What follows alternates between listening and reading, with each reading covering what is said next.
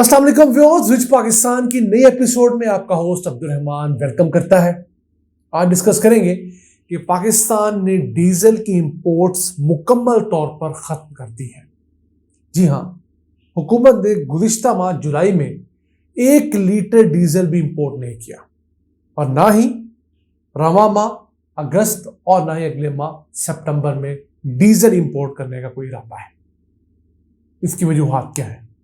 सबसे बड़ी वजह, मुल्क के अंदर डीजल महंगा होने की वजह से डिमांड कम हो गई है और दूसरा, स्मगलिंग इस कदर बढ़ गई है कि वो लोकल जरूरियात को पूरा कर रही है। पिछले साल जुलाई के महीने में ही पाकिस्तान ने 1,62,000 टन डीजल रिफाइंड हालत में इंपोर्ट किया था। इस साल हमने 1 बैरल भी, 1 टन भी डीजल रिफाइंड हालत में इंपोर्ट नहीं किया। अगर पाकिस्तान में इस वक्त डीजल की ऑफिशियल प्राइस की बात करें तो वो है 293 रुपये लीटर, जबकि ईरानी डीजल बलूचिस्तान, सिंध और खैबर पख्तूनख्वा के कई इलाकों में 200 से 225 रुपये लीटर तक में दस्तयाब है। मैक्सिमम 235 रुपये लीटर तक ईरानी डीजल दस्तयाब है। अब उस चक्कर में लोग अरबों रुपया बना रहे हैं और पाकिस्तानी रिफाइनरीज आहिस्ता आहिस्ता बंद हो रही हैं। हमारी ज़राअत कम हो गई है, डीजल महंगा है तो किसान डीजल अफोर्ड नहीं करता। जहां उसने पहले फसल को पानी देने के लिए 3 दफ़ा ट्यूबवेल चलाना था डीजल के जरिए, अब वो 2 दफ़ा चलाता है या 1 दफ़ा चलाता है। तो डीजल की 70% कंजम्पशन तो पाकिस्तान के एग्रीकल्चर सेक्टर में, ट्रैक्टर्स में, पीटर्स में और इधर फिर ट्रांसपोर्ट सेक्टर में भी, क्योंकि किराए बढ़ गए हैं, सामान की तरसील महंगी हो गई है तो लोगों ने सफ़र कम करना शुरू किया है। उस वजह से भी ट्रांसपोर्ट सेक्टर में भी डीजल की खपत कम हुई है।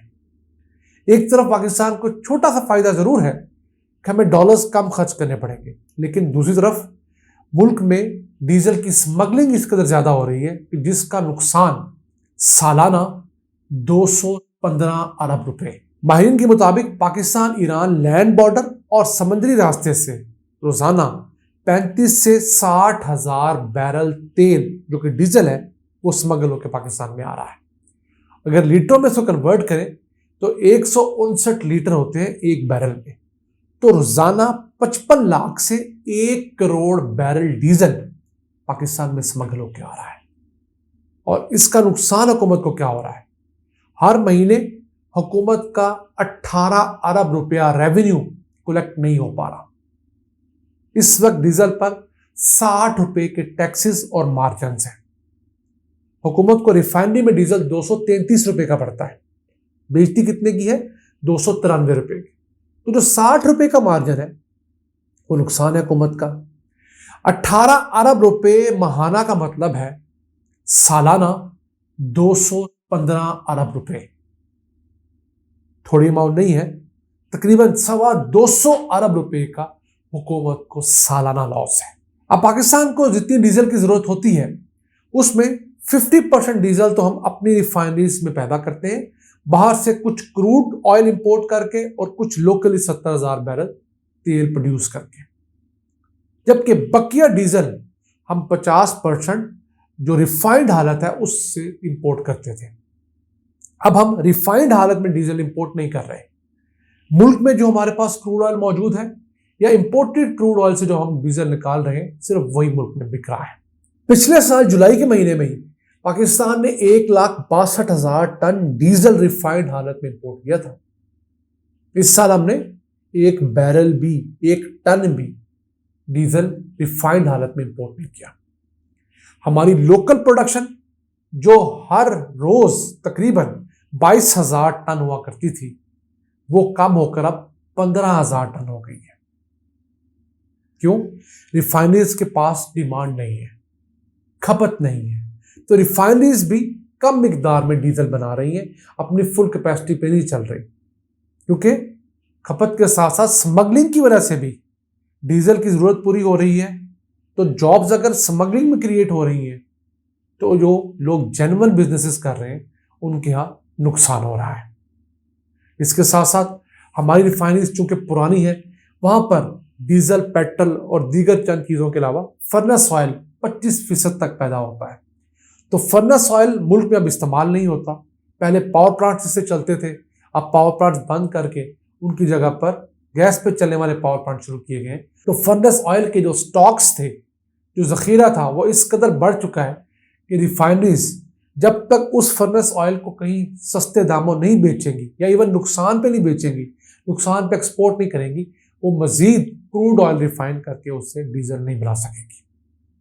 नाज़रीन, देखिए कि पाकिस्तान को किस तरह मुख्तलिफ एंगल से जोंकों की तरह नचोड़ा जा रहा है, खाया जा रहा है।